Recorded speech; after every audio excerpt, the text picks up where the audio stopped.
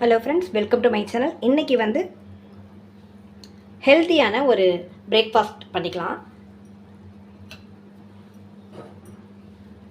இது வந்து ராகி மாவு 3/4 கப் அளவுக்கு எடுத்திருக்கேன். இது கூட நான் வந்து 2 ஸ்பூன் அரிசி மாவு சேர்த்துக்கிறேன்.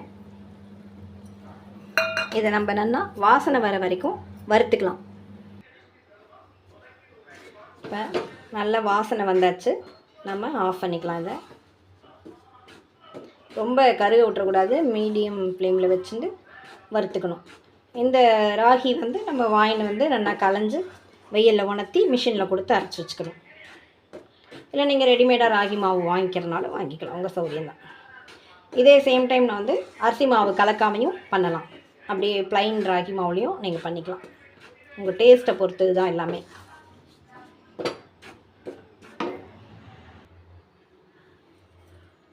வறுத்த மாவை ஒரு பவுலில் போட்டுட்டாச்சு. இது கூட ஒரு பிஞ்ச் அளவுக்கு உப்பும் ஏலக்காய் பொடியும் ஆட் பண்ணிக்கலாம்.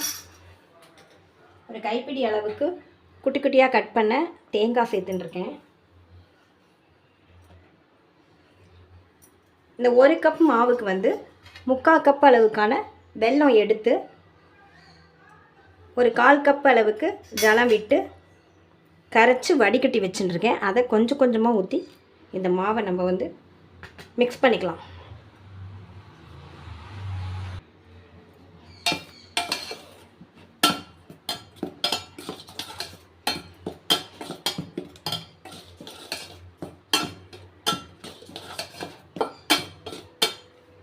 வறுத்த மாவை கொஞ்சம் நீங்கள் வச்சுட்டிங்கன்னா கூட கொஞ்சம் அது நீர் காயிடுத்து அப்படின்னா நீங்கள் கொஞ்சம் மாவு சேர்த்துக்கலாம். அதனால் கொஞ்சம் எதுக்கும் கொஞ்சம் மாவை தனியாக வச்சுக்கோங்க.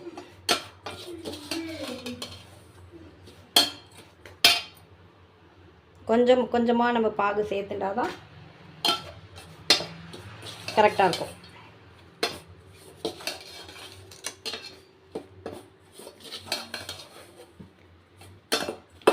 கரண்டி சரிப்பட்டு வராது, சூடாக இருக்கனால நான் கரண்டி யூஸ் பண்ணுறேன். இதை அப்படியே வச்சுட்டு கொஞ்சம் ஆறினதுக்கப்புறம் கையால் நான் வந்து இதை நான் மிக்ஸ் பண்ணிப்பேன்.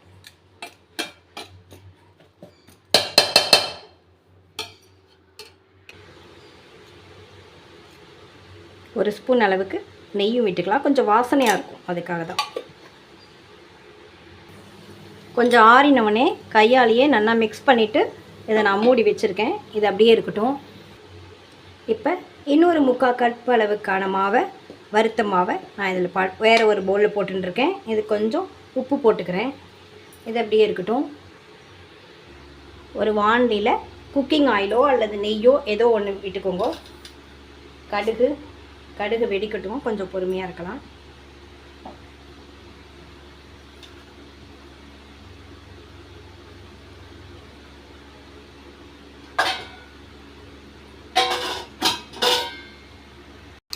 வெடிச்சாச்சு. கொஞ்சம் ஜீரகம் போட்டுக்கிறேன். உளுத்தம்பருப்பு நான் பொடியாக கட் பண்ணினேன். கருவேப்பிலை, இது வந்து இஞ்சியும் பச்சை மிளகாயும் குட்டி குட்டியாக கட் பண்ணி இது கூட ஆட் பண்ணிக்கலாம்.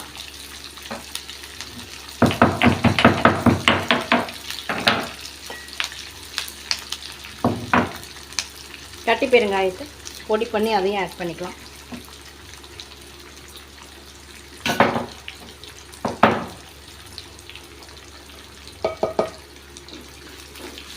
இது கூட வேணும்னா நீங்கள் வெங்காயம் கூட பொடி பொடியாக கட் பண்ணி சேர்த்துக்கலாம்.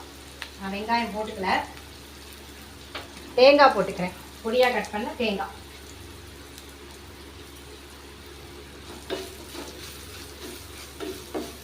கொத்தமல்லி இருந்தாலும் போட்டுக்கோங்க. இப்போ நான் கொத்தமல்லி இல்லாதனால நான் இதில் போட்டுக்கல. இதெல்லாம் நல்ல ஒரு வாசனையை கொடுக்கும் இல்லையா, அதுக்காக தான். அடுப்பு ஆஃப் பண்ணிடலாம். ஆஃப் பண்ணிவிட்டு அதை எடுத்து அப்படியே போட்டுன்ற வேண்டிதான்.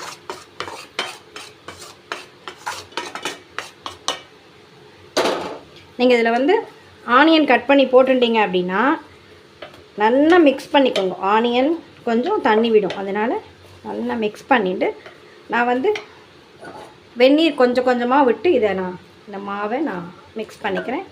அதே மாதிரி நீங்கள் மிக்ஸ் பண்ணிக்கலாம். கொஞ்சம் கொஞ்சமாக வெந்நீர் விட்டு மிக்ஸ் பண்ணிக்கோங்க. குழக்கட்டை பிடிக்கிற அளவுக்கு. அவ்வளோதான். வெந்நீர் நல்லா சூடாக இருக்குது, அதனால் நம்ம கொஞ்ச நாள் கையிலையே இப்படி மிக்ஸ் பண்ணிவிட்டு ஆறினதுக்கப்புறமா கரண்டியில் மிக்ஸ் பண்ணிட்டு ஆறினதுக்கப்புறமா நான் கையில் மிக்ஸ் பண்ணிக்கிறேன். உப்பு போட்டாச்சு, காரத்துக்கு பச்சை மிளகா போட்டாச்சு, அவ்வளோதான். வெறும் ஸ்வீட் மட்டும் பண்ணால் எப்படி திகட்டும் இல்லையா, அதனால் கொஞ்சம் உப்பு குழக்கட்டையுமே பண்ணிக்கலாம். சிலருக்கு வந்து ராகி மாவு வாசனை ப்ளைனாக அப்படியே கொடுத்தா பிடிக்காது, அதனால் கொஞ்சம் அரிசி மாவு கூட மிக்ஸ் பண்ணிக்கும்போது அந்த அளவுக்கு தெரியாது. ஃபஸ்ட்டு சாப்பிட்றவாளுக்கு அந்த மாதிரி இருக்கும், அதனால் அரிசி மாவு கொஞ்சம் போட்டுக்கோங்க. அப்படி நீங்கள் அரிசி மாவு போட்டுக்க வேண்டாம் அப்படின்னு நினச்சிங்கன்னா அவல் இருக்கு இல்லையா, அதை வறுத்துட்டு பொடி பண்ணி அதோட ஆட் பண்ணிக்கலாம், அது இன்னும் ஹெல்த்தியானதாக இருக்கும்.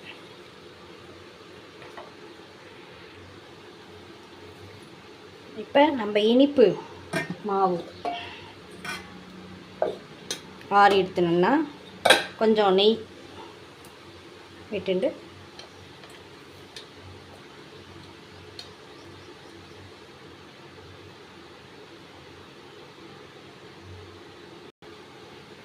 இது மாதிரி உருட்டிக்க வேண்டிதான். அடுத்தது நம்ம உப்பு குழக்கட்டைக்கு பார்க்கலாம்.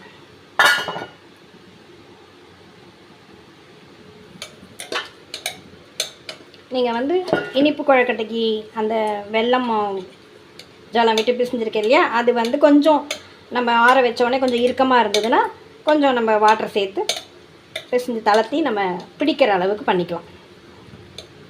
ரொம்ப தளர்த்திடாதீங்க, அவ்வளோதான். இது கார குழக்கட்டைக்கு. நமக்கு டிஃப்ரென்சேஷன் வேணும் அப்படின்னா வேறு ஷேப்பில் நீங்கள் பண்ணிக்கலாம்.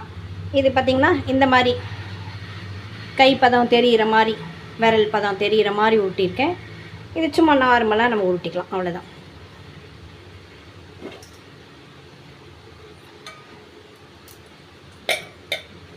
அப்படி நீல வாக்கில் இப்படி சப்பையாக கொஞ்சம் வேகிறதுக்கு எதுவாக இருக்கும், அதுக்காக தான் கொஞ்சம். இல்லை உருண்டையாக நீங்கள் வடை மாதிரி தட்டி கூட வேக வைக்கலாம், உங்கள் சௌரியம்தான்.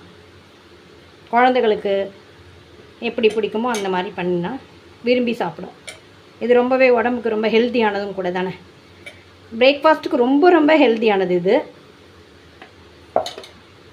விட்டமின் சி நிறையா இருக்கான். இது எலும்புகளெல்லாம் ரொம்ப பலப்படுத்தக்கூடியது ராகி.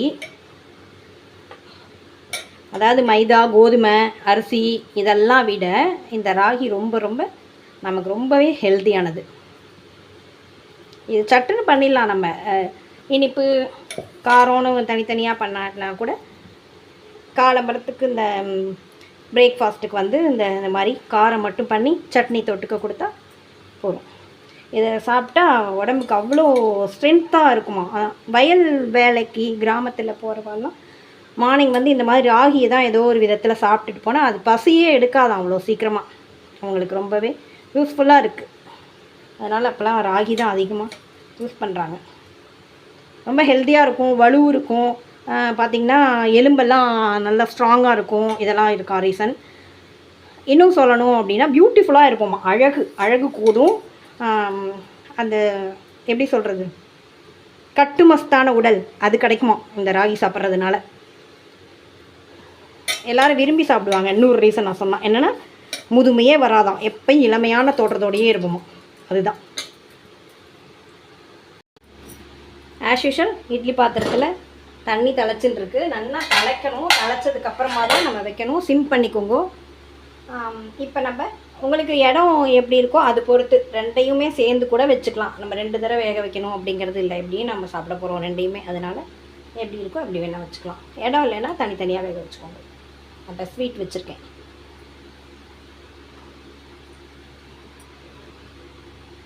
நல்லா தண்ணி தலைச்சதுக்கப்புறமா வைக்கிறேன்.